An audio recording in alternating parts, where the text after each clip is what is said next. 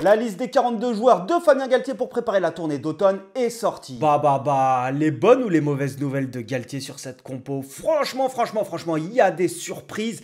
Il y a des surprises, ouais. L'équipe de France, avec celle des Springboks, est sûrement pour moi celle qui a le plus de profondeur en termes de joueurs pour être capable d'aligner deux équipes internationales. Tu t'imagines quand même qu'en France, on est capable de se permettre de mettre Jalibert hors gros qu'au centre. Tu as le choix entre 8 joueurs. Je pense qu'en Irlande, en Angleterre, en Argentine et dans les autres nations, même chez les All Blacks, ils aimeraient bien avoir autant de choix que nous. On va débriefer ensemble ce groupe de 42 joueurs qui va se réunir en fin de semaine à Marcoussis pour préparer les tests matchs qui n'ont strictement rien d'amicaux. Et je vais t'expliquer pourquoi. Avec, comme souvent, on aura une forte ossature des joueurs qui étaient présents sur le dernier tournoi Destination. Après, la question, c'est est-ce qu'ils prenaient 3 ouvreurs ou 2 ouvreurs? Quelles sont les nouvelles têtes qui vont faire leur apparition? Et il y en a beaucoup qui disent ouais, non, mais en fait, ils viennent juste en stage à Marcoussis pour découvrir l'environnement. Alors, il y en a certains, oui. Mais pas que. Je sais pas si tu te souviens, mais Louis Bielbiarré, il a jamais découvert l'environnement. Lui, il a été titu direct en Coupe du Monde. Et ouais, il y en a qui veulent aller chercher le maillot. Mais au vu des enjeux sur la tournée, on va en parler un petit peu. Est-ce qu'ils vont être capables, oui ou non, de prendre la place des anciens qui ont plus d'expérience? Parce qu'il y a des enjeux sur la tournée. Je m'explique. Le rugby international s'apprête à vivre une tournée d'automne qui n'est pas comme les autres. Tout simplement parce que le 3 décembre, il va y avoir les tirages au sort pour la prochaine Coupe du Monde. Là, ils n'ont pas fait le tirage 2 ans à l'avance. Ils le font après cette tournée et le classement IRB sera figé. Pour la Coupe du Monde en Australie en 2027, il va y avoir 6 poules de 4 équipes. Et donc, il va y avoir plusieurs chapeaux et le chapeau bande 1 où il va y avoir les 6 premières têtes de série. Sachant qu'à l'heure actuelle, on est 4e, que derrière nous, il y a l'Argentine et l'Angleterre et l'Australie.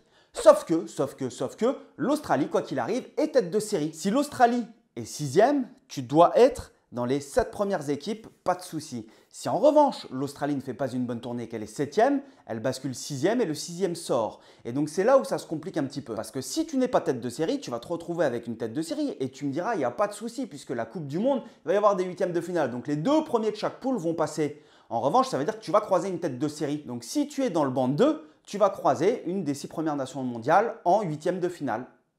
Si tu bats l'Afrique du Sud ou l'Australie et les Fidji, il y a 0 souci. En revanche, si tu perds 2 des matchs et que de l'autre côté, l'Argentine et l'Angleterre font une bonne tournée parce qu'eux, ils sont conscients aussi des enjeux. Nous, on est un petit peu plus à l'abri qu'eux, mais eux, ils vont se dépouiller sur la tournée. Ils n'ont pas envie d'être dans le banc de 2. Là, ça pique. Tu fais un faux pas contre les Fidji. Et les Fidji, tout le monde dit ouais, c'est les Fidji et tout. Ok.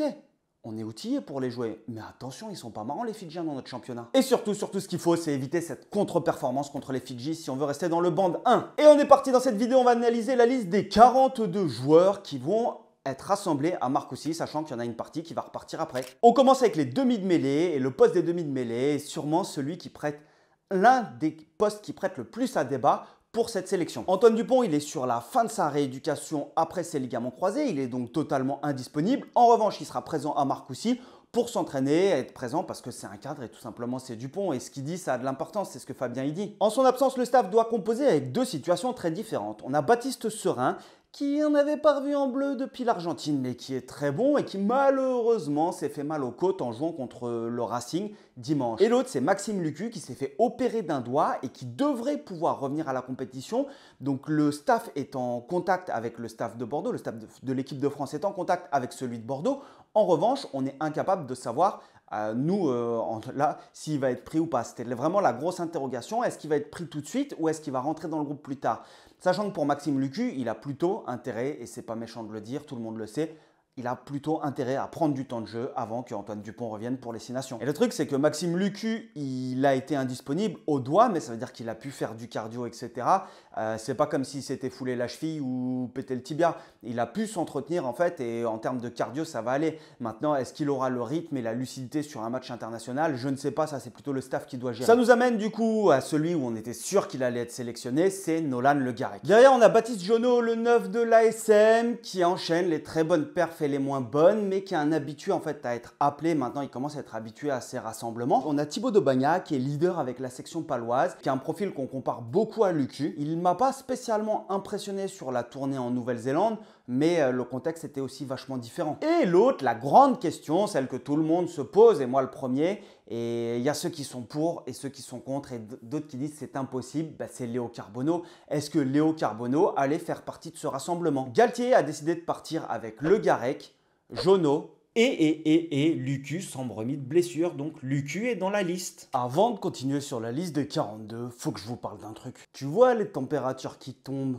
le vent qui te gèle les tétons, la pluie qui te glace les os et la flemme monumentale qui t'empêche d'aller courir ou d'aller coacher. Eh bah, j'ai trouvé la solution. Les vêtements déperlants Shilton. Ces fringues-là, c'est la base pour rester au chaud et au sec, que tu sois joueur, coach ou simple passionné. Tu vois les Storm Jackets que tous les mecs ont sur les terrains. Bah là, c'est le même esprit, mais en version plus légère, plus stylée et surtout 100% rugby. T'as une liberté de mouvement énorme, tu restes au sec même sous la flotte et ta chose sans ressembler à un bibendum. Bah ouais, on a tous connu quand on entraînait ces espèces d'énormes parkas qui te tombent jusqu'aux genoux et franchement elles sont cool, t'as chaud dedans, mais quand ils flottent ça pèse 10 kilos. Et quand t'es trempé, t'es trempé. Moi clairement ce matin, flotter, aucune envie d'aller courir.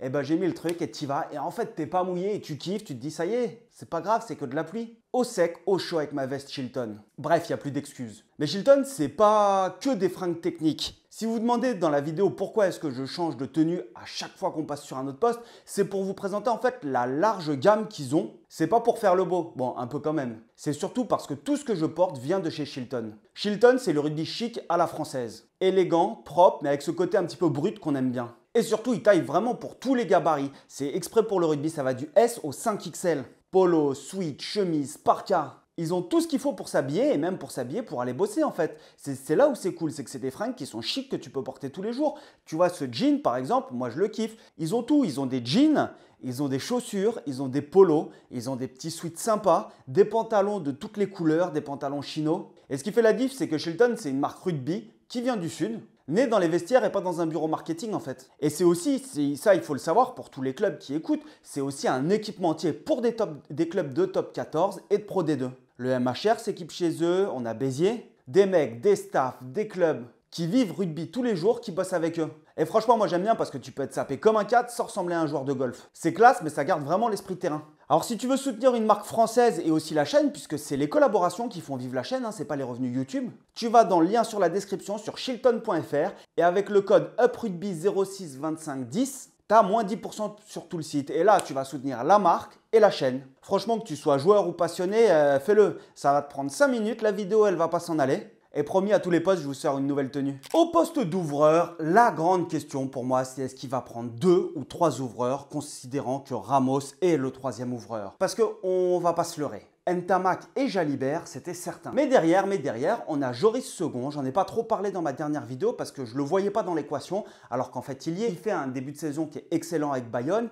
Il a un coup de pompe qui a été fabuleux contre les Blacks. Il tourne à 80% de réussite au pied depuis le début de la saison. Et il a gagné vraiment au pied 2500 mètres. Il faut en avoir conscience, c'est juste énorme. Et quand tu connais l'importance du jeu au pied dans le rugby international et notamment contre les Springboks, bah pourquoi pas. Mais maintenant, à quel moment, toi, tu le vois rentrer en fait dans le groupe, sachant que tu as Jalibert, tu as Ntamak et que tu as Ramos avant lui. Donc en fait, s'il vient, il viendra plus pour faire le nombre, j'ai l'impression. Ensuite, tu as Antoine Astoy qui semble avoir retrouvé de la justesse et de la fluidité avec La Rochelle. Mais même chose, il connaît déjà les rassemblements. Et donc du coup, de ceux qui ont moins l'habitude ou pas l'habitude des rassemblements, bah, tu as Hugo Sun, évidemment, l'ouvreur du Racing, et qui impressionne, qui est vraiment très propre, qui ose prendre des risques. Alors ouais, il est comme Carbonneau, il débarque de Pro D2, mais il a aucune gêne. Et l'autre, et il y a personne qui mise une pièce dessus. Et moi, je me disais que c'était envisageable qu'il soit pris. C'est Louis Carbonel qui est resplendissant avec le Stade français depuis le début de la saison. Et donc, on a tellement de possibilités à l'ouverture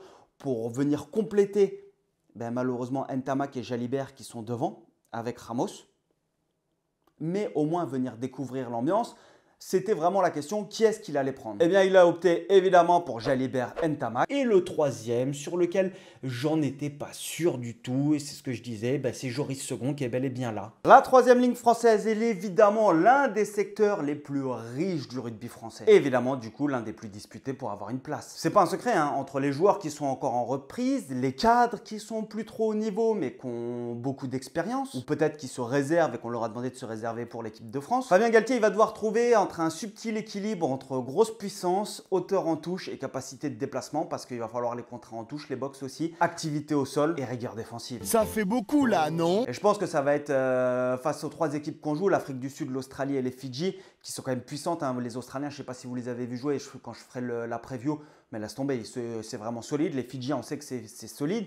Il va falloir être capable vraiment d'alterner ses profils. On va commencer par les blessés. On a François Cros, évidemment, qui est blessé et qui, du coup, ne fait pas partie du groupe. Ensuite, il y en a deux pour moi qui étaient indéboulonnables. C'est Boudéan, évidemment, et Jelonche. Eux, c'est les garants du combat et de l'intensité, ceux qui sont capables de venir la tête en avant et de te closquer l'équipe. Ils amènent vraiment une énergie qui est rare et qui est recherchée, qui est capable de te remettre l'équipe dans le sens de l'avancée, que ça soit en attaque ou en défense.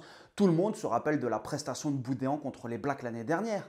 Autour d'eux, on a quand même de la jeunesse qui push, avec Oscar Jégou, évidemment, qui a ce rôle aussi d'utility player, parce qu'il est capable d'évoluer derrière, on l'a vu, et quand on l'a fait basculer au centre, il a fait des belles prestations. Donc il t'amène aussi des options sur le banc. Si tu choisis un banc en satin, c'est ultra important. Et puis tu as Lenny Nouchi qui est impressionnant avec le MHR depuis le début de la saison. La grande question pour moi, elle tourne plus autour de Grégory Aldrit. Grégory Aldrit, il fait pas forcément un début de saison qui est monstrueux. Il se préserve notamment au niveau de son jeu.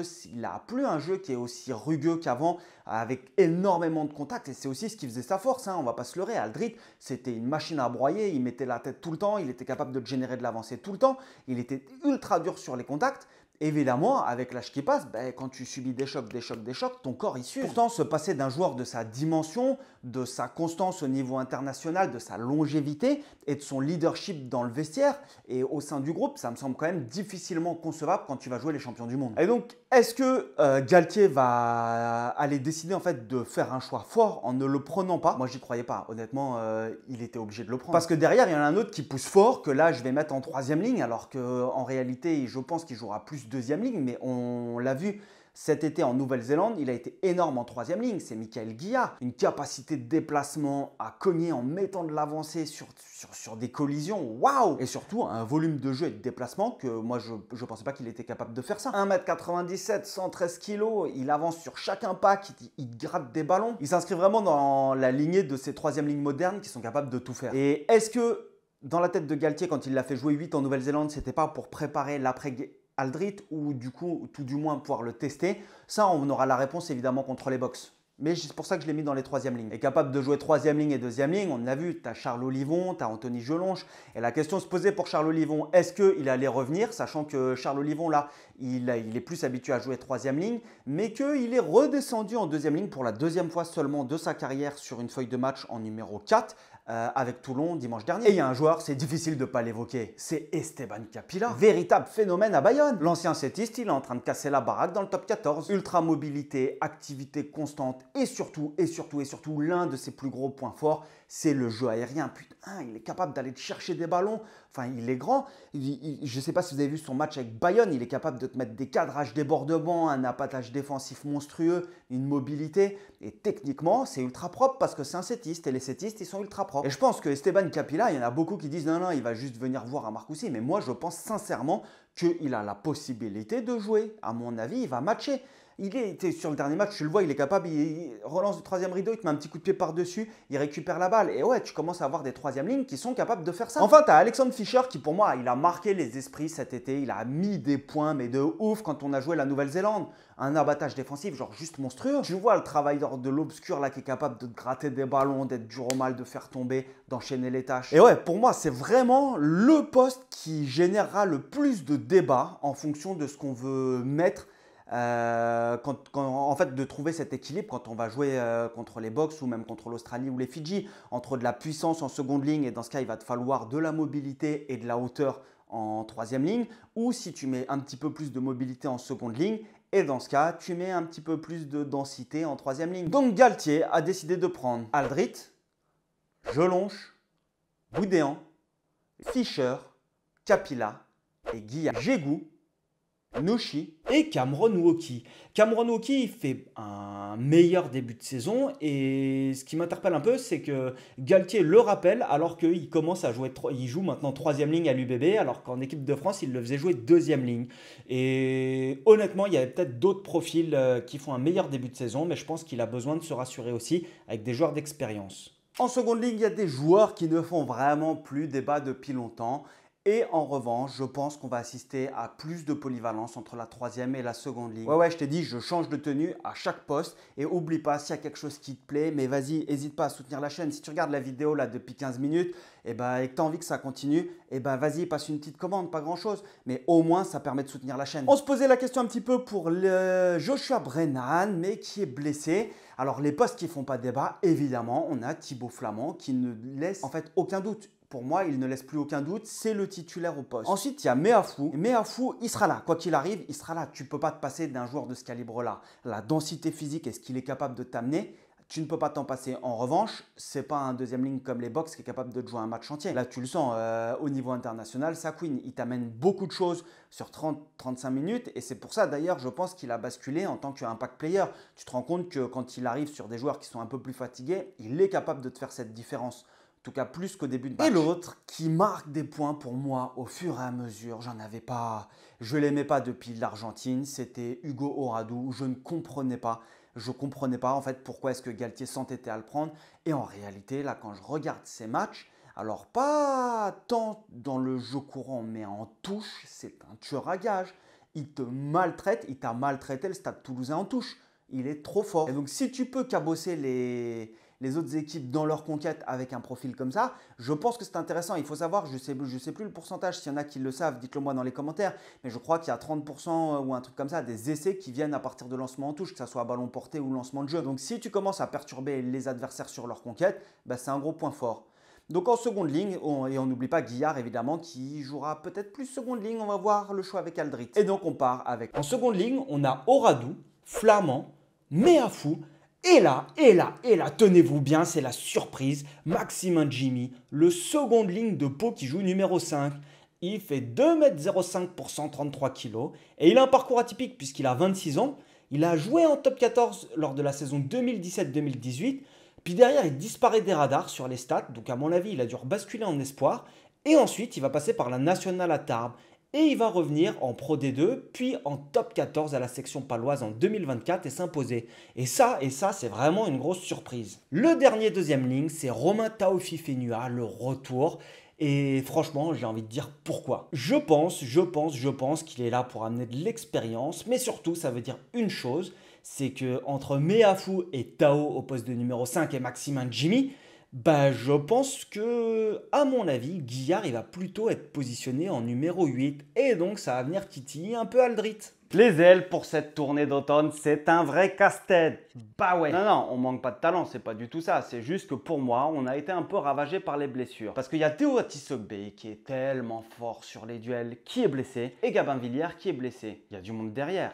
Mais qui? Quand je parle des ailes, on va parler du troisième rideau en général. Il y en a 3 déjà qui sont indispensables. C'est Louis Biel-Biarré, Thomas Ramos et Damien Penaud. Damien Penaud, il sera dans le groupe. Est-ce qu'il va jouer au vu de son début de saison? C'est peut-être le comme meilleur marqueur des Bleus, mais pas sûr du tout. Parmi les prétendants, il y en a un qui pour moi, et quand j'en parle avec Mathieu, le monteur qui monte cette vidéo, qui va sûrement là faire un cut et venir me dire ce qu'il pense, je pense que Aaron Grandidier allait être sélectionné et lui il me disait non, pas moyen. En fait, après les Jeux Olympiques et le titre à 7, il a rejoint le 15, il a eu une section d'adaptation à la section paloise et là, il te fait un début de saison qui est juste monstrueux. Tu t'aperçois que la section paloise, sur les coups d'envoi, il les tape court et ils envoient en fait juste Aaron Grandidier au jump aérien. C'est un joueur qui est aérien, qui est très fort. Il a toute la technique individuelle nécessaire pour pouvoir jouer au 7. Mais en plus, il a ce jeu aérien qui est indispensable, surtout quand tu vas jouer les Springboks. Et on va me dire, ouais, mais il n'a pas de vécu avec le 15 de France, mais il a du vécu avec Français. Il a un vécu international. Et donc, c'est pas comme s'il ne connaissait pas Marcoussis et qu'il ne connaissait pas le fait de chanter la Marseillaise. On reste côté section paloise, il y en avait un autre qui est vachement en vue sur ce début de saison, c'est Arfeuil. Puissant, agressif sur l'homme, une vraie dynamite, ses jambes, c'est des piles électriques. Et il a peut-être un profil qui est plus défensif, qui pourrait plaire à Galtier. Côté Toulon, il y en avait un, j'avais pas trop de doute sur le fait qu'il soit pris, c'était Gaël Dréan. Il est extrêmement équilibré et très fiable aussi défensivement et sur le jeu aérien. Ensuite, tu as Léo Barré qui pose un petit peu plus de questions. Oui, il joue avec les Bleus, oui, il est dans la rotation. Est-ce que là, si tu prends les hommes en forme à l'heure actuelle, est-ce qu'il mérite sa place? Et ensuite, on a les frangins Spring, Tom et Max de Bayonne et du Racing qui étaient dans la course. Et franchement, moi, avec les profils de joueurs qu'il y a, je ne voyais pas pourquoi est-ce qu'ils seraient pris pour le moment. Parce que pour moi, tu as plus fort à l'heure actuelle. Alors oui, tu as Lebel qui est blessé. Oui, tu as Burros qui est blessé, mais quand tu as des mecs comme Arfeuil ou Grandidier, avec le début de saison qu'ils font, bah, si tu prends les hommes en forme, c'est ça. Il ne faut pas écarter non plus cette polyvalence que certains centres ont, comme Barassi, qu'on a vu évoluer à l'aile là récemment, mais surtout Gaël Ficou qui est capable de jouer à l'aile, Emilien Gaëton qui est capable de jouer à l'aile. Donc est-ce qu'il allait surcharger le poste d'ailier alors qu'au centre, on a quand même des mecs qui vont se taper sévère. Galtier a choisi de partir avec Penaud LBB, Dréan et Léo Barré. Thomas Ramos est absent pour des soucis familiaux. Et donc, il est remplacé a priori par Jacques Tibérien et qui assume ses ambitions de vouloir jouer pour le 15 de France. Et le dernier, on s'y attendait, moi je m'y attendais et je pense qu'il va jouer, c'est Aaron Grandidier. Aaron Grandidier qui a cette capacité à être très fort sur la lecture des ballons hauts et à mon avis, ça va matcher. On passe à un modèle un petit peu plus sport pour les centres. Alors j'ai déjà fait une vidéo sur les centres, qu'est-ce qu'on pouvait voir, quelles étaient les opportunités, donc je vais pas être trop long. T'as Moefana qui est blessé et ça fait chier, on va pas se leurrer parce qu'après le tournoi destination qu'il a fait, au top. D'ailleurs si t'as pas vu la vidéo sur les centres, je t'invite à aller la voir parce que je parle des profils, des associations et il y a un joueur que je n'avais pas évoqué évidemment, c'est Broboiry, un espèce de platane à peau là qui fait un début de saison extraordinaire. D'ailleurs il est comparé à Yannick Josion, depuis le début de la saison il n'a pas subi un seul duel au centre du terrain et il tourne à 90% de plaquage. Et donc ouais, effectivement, on a Ficou qui, je vois pas comment, honnêtement, je vois pas Galtier se passer de lui, en tout cas sur le début de la tournée pour jouer les box. Ou alors peut-être qu'il fera un choix entre Aldrit et Ficou, c'est-à-dire qu'il y en a un des deux qui sautera en se disant ok, je peux en retirer un, mais je retire pas les deux. Et dans ce cas, qui est-ce qui va sauter? Dur à de savoir. Pour Barassi, on était un petit peu inquiet parce qu'il est sorti suite à un problème à la cuisse contre Pau. Et en réalité, ça va, il va pouvoir rejoindre Marcoussis. Et donc Galtier décide de partir avec Ficou, De Porter, Gaëton, Gourgue, Broboiry et Barassi. Et là maintenant on passe au poste de pilier droit, c'est celui qui nous casse le plus la tête. On va pas se leurrer. Hécatombe total, Winnie Antonio out, Tevita Tatafou out. Et Tevita Tatafou il a pas tant joué que ça avec l'équipe de France. C'est juste qu'il a un morphotype qui est hallucinant comme on aime bien les avoir. Et pour ce poste-là, et du coup, il a fait une très bonne saison 2023-2024. Il fait 27 matchs dans la saison. L'année dernière, il en fait que 13. Il a été opéré en mai. Et son potentiel, il reste énorme. Hein. C'est un joueur qui est énorme, mais pour l'instant, il enchaîne les blessures. Évidemment, du coup, on perd deux profils très puissants en pilier droit. Et il y en avait un autre, Georges-Henri Colombe, qui fait une bonne tournée en novembre, mais trop tendre en mêlée. Moi, c'est mon avis. Je ne suis pas expert en mêlée, mais à chaque fois qu'il rentre, tu sens qu'il prend des pénalités dans la tronche. Et même lui, il le dit, il a échangé avec Servat et c'est ce qui ressort, c'est qu'il n'est pas encore prêt à retourner en équipe de France. Après, j'ai envie de dire, si on a besoin de toi, ma gueule, tu viens, tu te tais et tu vas jouer. Hein. Derrière Colombe, on a évidemment des options qu'on connaît déjà avec Aldeguerri à Toulouse. On pourrait rentrer dans le groupe élargi. Et t'en as un qui participe à la solidité de la mêlée clermontoise. Évidemment, c'est Régis Montagne. Il impressionne depuis le début de la saison. C'est une poutre en mêlée. Le truc, c'est un bloc, c'est un parpaing. Et il y a un autre nom qui est revenu dans la discussion. C'est Aymeric Setiano. Il fait un excellent début de saison. Il est peut-être considéré comme l'un des piliers les plus fiables en top 14 depuis un an. Et donc évidemment, son nom était sur les tablettes. Et ensuite, tu as une option plus marginale comme Danny Priso qui peut jouer à droite comme à gauche. Et tu te dis, pourquoi pas? Et un autre joueur qui a plus trop vu l'équipe de France depuis longtemps et que moi j'adore pour son explosivité, c'est Demba Bamba. Fabien Galtier a tranché et il va partir avec Montagne, Setiano et le retour de Thomas Laclaya. C'est un peu une surprise parce qu'en pilier droit, on peut avoir d'autres noms, mais d'un côté, ça vient récompenser le très bon début de saison qu'il fait à Pau. Et le quatrième qui prend, et là moi je suis moyennement d'accord, alors oui pour l'expérience, mais en revanche, il y a d'autres joueurs que j'aurais bien aimé voir, c'est Aldeguerri qui revient. Au poste de pilier gauche, la situation elle est un petit peu plus stable, même s'il y a quelques incertitudes qui demeurent. On a évidemment Jean-Baptiste Gros, c'est bon, plus de débat là. Il a gagné sa place et... top. Ensuite, on a Cyril Baille et on sent que sa forme commence à diminuer. Par contre, il a l'expérience, il n'a jamais manqué aucun grand rendez-vous. Alors ouais, il est un petit peu sur une jambe. Est-ce que c'est le moment où tu testes d'autres joueurs ou pas? Ça aurait pu être une question pour Galtier, dans la tête de Galtier. Ensuite, il y a Giorgio Beria, qui est le pilier de l'USAP. Il a une mobilité exceptionnelle, une grosse activité au sol. Et son impact dans les mêlées catalanes, elles en font vraiment un candidat sérieux pour retrouver Marcoussis. Ensuite, on a Baptiste Erdocio du MHR, qui a goûté à la tournée en Nouvelle-Zélande cet été avec l'équipe de France. C'est un joueur complet, technique, endurant. Et il s'est affirmé vraiment comme un élément fiable au MHR.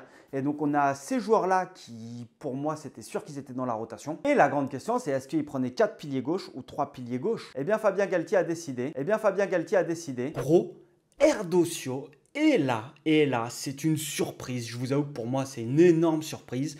C'est Benjamin Bertrand, qui est un pilier gauche du Stade Toulousain, formé au club depuis l'enfance. Il a été évidemment adoubé par Cyril Baille, son modèle, et il représente la nouvelle génération toulousaine, alliant puissance, il fait 1m80 pour 128 kg, le bordel, mobilité et technique rare pour un joueur de première ligne. Il a été révélé cette saison avec plusieurs feuilles de match en top 14, et il impressionne par son activité offensive, jusqu'à 30 mètres parcourus par match, et sa solidité en mêlée, ce qu'on va forcément rechercher sur la tournée. Sa sélection parmi les 42, franchement, c'est une grosse surprise, mais elle récompense un talent précoce et un profil qui est sûrement promis à l'avenir en bleu. On passe au poste de talonneur qui est quand même relativement touché depuis le début de la saison. On a Movacar, on a Pierre Bourgarit qui est out aussi. Et dans ce contexte, la hiérarchie, elle va s'ajuster naturellement, mais en même temps, est-ce qu'elle va pas être recomposée? Parce que je pense que Marchand, qui était passé numéro 2 derrière Movacar, repasse numéro 1. Et là, on n'a pas trop de contexte de choses à dire là-dessus. En tout cas, moi, j'ai pas grand-chose à dire là-dessus.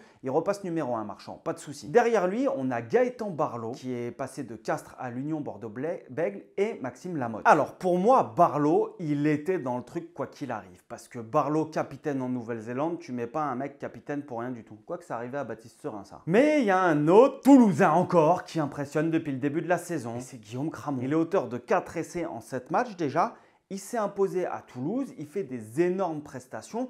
Et dans ce cas, est-ce que c'est pas Lamotte qui va en payer le prix? Eh bien, Fabien Galtier a décidé de partir avec de toute façon Marchand et ensuite Cramon et Barnabé Massa, le talonneur de Clermont. Et comme Montagne, pour moi, ça vient récompenser la grosse mêlée clermontoise depuis le début de la saison. Depuis le début de la saison, Clermont, ils sont impressionnants en mêlée. Et bienvenue Barnabé. Évidemment, dans cette vidéo, j'ai sûrement oublié des joueurs et on y reviendra. Enfin, oublié de parler des joueurs, de certains joueurs qui ne sont pas pris. C'est ce que je te dis à chaque vidéo. C'est pas les vues YouTube qui me permettent de vivre. En fait, c'est les collaborations quand il y en a. Et si je veux que les collaborations, elles marchent, c'est aussi grâce à vous. Et donc, quand je vous propose des trucs, essayez, si vous avez la possibilité, de filer un coup de main à la chaîne. Vous pouvez tipser aussi. N'hésitez pas à vous prendre un petit sweat écru, une petite casquette, des chaussettes, etc. Avec mon partenaire Shilton qui me suit depuis tellement longtemps, c'est juste un plaisir. Et puis on va se revoir bientôt. Sûrement peut-être une petite vidéo sur R360 ou sur Esteban Capilla qui arrive. Topette l'ami.